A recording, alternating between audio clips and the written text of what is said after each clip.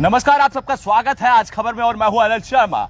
इस समय की बड़ी खबर आपको बता दें कि चाइना ने एक बार फिर से भारत के मामले में दखल दिया है और दखल के बाद इस समय हम कांग्रेस पार्टी के पास पहुंचे हैं और कांग्रेस पार्टी के फायर इस समय ब्रांड अश्विनी होंडा इनसे बातचीत करते हैं और इनका रिएक्शन जानना चाहते हैं कि इस भारत की हर एक विशेष मुद्दों पर जो है आखिर चाइना इस समय दखल क्यों दे रहा है, इनका रिएक्शन।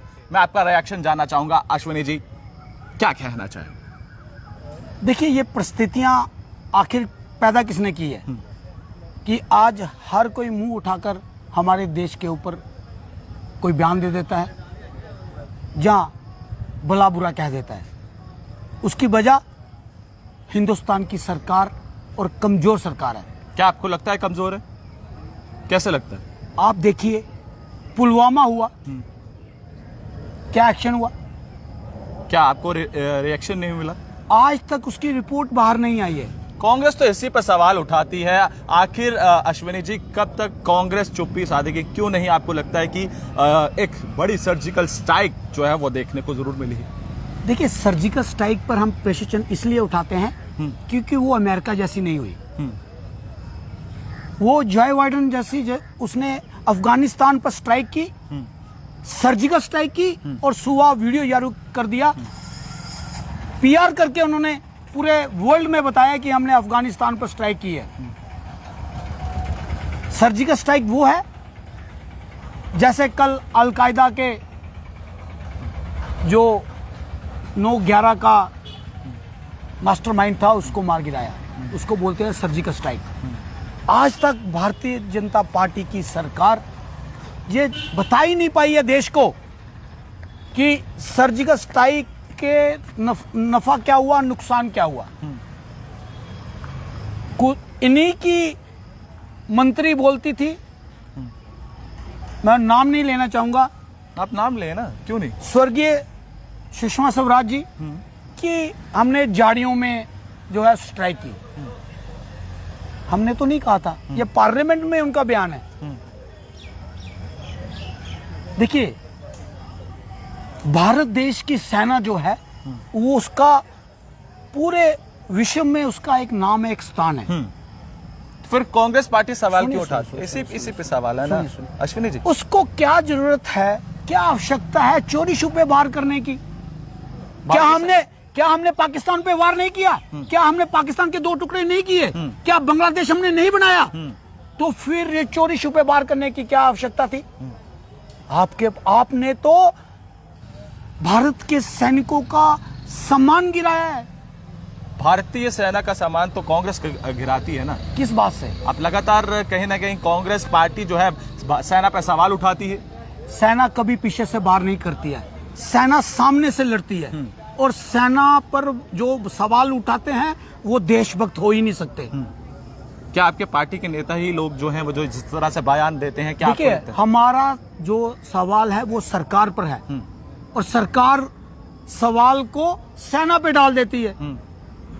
क्या मुझे बताइए कि पिछले जितने भी 8 सालों से इन्होंने नीतियां लाई हैं उसको वापस नहीं लिया?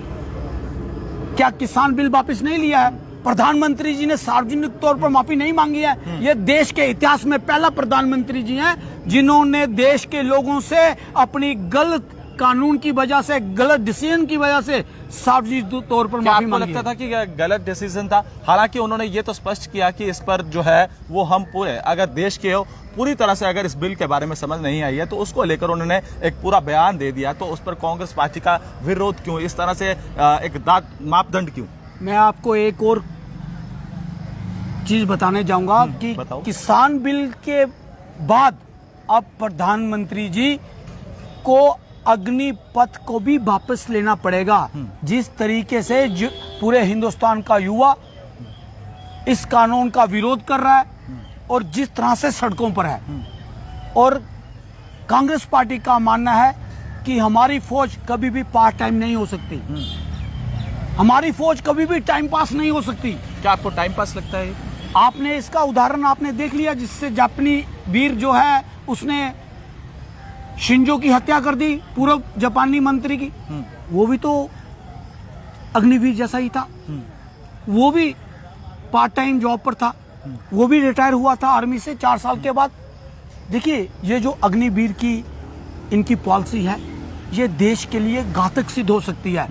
अगर ये अग्निवीर जो 1 साल में 50,000 की तादाद में बनेंगे, 4 सालों के बाद जब वो आम पब्लिक में जाएंगे, जब वो बेरोजगारी से ग्रस्त होंगे, तो हमें डर है कि कहीं वो गलत हाथों में चढ़ गए तो फिर देश की स्थितियां तो और भी विस्फोटक हो जाएंगी कि वो एक ट्रेंड आर्मी मैन होगा, उसके पास लाइसेंस होगा, और फिर अमेरिका जैसे हालात, जिस तरह से बच्चों को स्कूलों में मारा जाता है, जिस तरीके से बच्चों की हत्या की जाती है वहां पर, आपको ऐसा क्यों लगता है? क्यों आपको ऐसे सवालिया चिन्ह जो आप खड़े कर रहे हैं, क्या आपको लगता है कि इससे स्थिति बदलेगी? आपको नहीं लगता कि युवाओं की जो विचारधारा है, जो इस समय नशेखोरी की तरफ लगातार इन्वॉल्व हो रहे हैं, उससे ध्यान हटाकर जो भारतीय सेना इस समय, चाहे वो थल सेना हो, वायु सेना हो या फिर जल सेना हो, तो वो लगातार एक परीक्षण कर रहे हैं कि युवाओं को निखारा जाए, देश के प्रति लाया जाए, राष्ट्र के प्रति लाया जाए, और जिस तरह से देश और राष्ट्र सर्वप्रिय है, उसकी तरह से ही एक युवाओं को उस राह पे लाया जाए। आपने एक शब्द का प्रयोग किया, प्रशिक्षण प्रयोग। भारत सरकार एक बार फिर हिंदुस्तान की सुरक्षा के लिए प्रयोग करने जा रही है। ये उसी तरह है जिस तरीके के इन्होंने पिछले प्रयोग किए हैं और सारे प्रयोग फेल हुए हैं। भारत सरकार ने हिंदुस्तानियों को प्रयोगशाला बना के रख दिया है। हर दिन कोई ना कोई नया प्रयोग करते हैं भारतीयों के ऊपर, और इसी तरह का प्रयोग जो ये सुरक्षा से कर रहे हैं, ये घातक सिद्ध हो सकता है। हमारा ये मानना है, क्योंकि हम राष्ट्र प्रेमी हैं, राष्ट्र धर्म ये बनता है कि सरकार को चेताएं जो सरकार गलती करने जा रही है। सरकार बहुत बड़ी गलती करने जा रही है।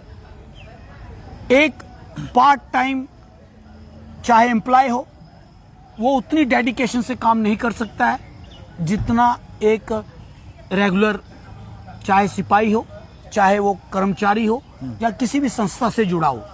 जब आप उसको बोलेंगे कि तेरा टाइम पीरियड इतना है, तो वो उस मन से काम नहीं करेगा। हमारा ये कहना है। जो इस समय चाइना का बयान जो वो सामने आया है, उसको लेकर कांग्रेस की क्या कुछ मंशा है, वो क्या विचारधारा रखना चाहती है, वो इस समय एक इंपॉर्टेंट सवाल है जो विषय से जुड़ा हुआ है, वो आपसे जानना चाहता हूं जल्दी में एक उत्तर। देखिए, चाइना ने भी वही कहा है जो बाकी सारे देश बोल रहे हैं, क्योंकि ये मसला जो है वो 370 का था, और जिस तरह से जम्मू कश्मीर में एक प्रयोग किया गया 370 हटाने का। क्या आपको लगता है कि पाकिस्तान से बातचीत करनी चाहिए? बिल्कुल करनी चाहिए। क्या बुराई है?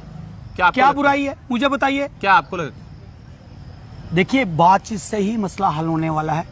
गोली से गोली का कोई अंत नहीं है। आप पिछले 8 साल से गोली का जवाब दे रहे हैं, लेकिन मसला वहीं का वहीं खड़ा है। आप बताइए, आपको नहीं लगता आतंकवाद रुक हो गया? क्यों नहीं रुका? आंकड़े देखिए आप। कौन से आंकड़े दिखाएंगे मेरे को? 128 नागरिकों की जान गई है इस कोविड के चलते भी। पिछले 3 सालों में 128 हमारे जम्मू कश्मीर के और लोग मारे गए हैं। 130 के करीब हमारे जवान शहीद हुए हैं। आप आंकड़े चेक करिएगा अश्विनी जी, वो उस पर थोड़ा तवज्जो दीजिएगा। मैं आपसे ये जानना चाहूंगा, आपको नहीं लग रहा कि घाटी, देखिए घाटी हम पूरा होमवर्क करके आते हैं। आंकड़े बता रहे हैं जो आपको फिगर, अगर उसमें एक भी कम ज्यादा हुई। क्या आपको लगता है कि जो संसद में बयान दिया जाते हैं, आंकड़े दिए जाते हैं, जिसे लिखित में दिया जाता है, क्या वो गलत है? आपके एलजी साहब ये कहते हैं कि हमने 13,000 लोगों को लगाया, और संसद के अंदर यह बयान आता है कि हमने 30,000 को लगा दिया। लगाया कहां है? कौन सा मुझे एक आदमी खड़ा करके दिखा दो जिसकी नौकरी लगी है पिछले 3 सालों के अंदर, जब से आपने 2019 5 अगस्त को ये काला अध्याय जम्मू कश्मीर के संदर्भ में लाया। क्या आपको लगता है कि धरातल पे उसे लागू नहीं किया जाता? देखिए, ये सिर्फ और सिर्फ झूठ की पुलिंदे हैं। ये झूठ के दम पर यहां पर सरकार चलाना चाहते हैं। आज भ्रष्टाचार चरम पर है। एसआई के जो एग्जाम हुए हैं, भारत सरकार को और जम्मू कश्मीर सरकार को मजबूर होकर सीबीआई इंक्वायरी करनी पड़ी है, क्योंकि जम्मू कश्मीर में लूट खसूट ब्यूरोक्रेसी कर रही है। इन्होंने एलजी प्रशासन ने सीबीआई की इंक्वायरी इनिशिएट करवाई, प्रोब की, भ्रष्टाचार किया है और ये सब लोग शामिल हैं।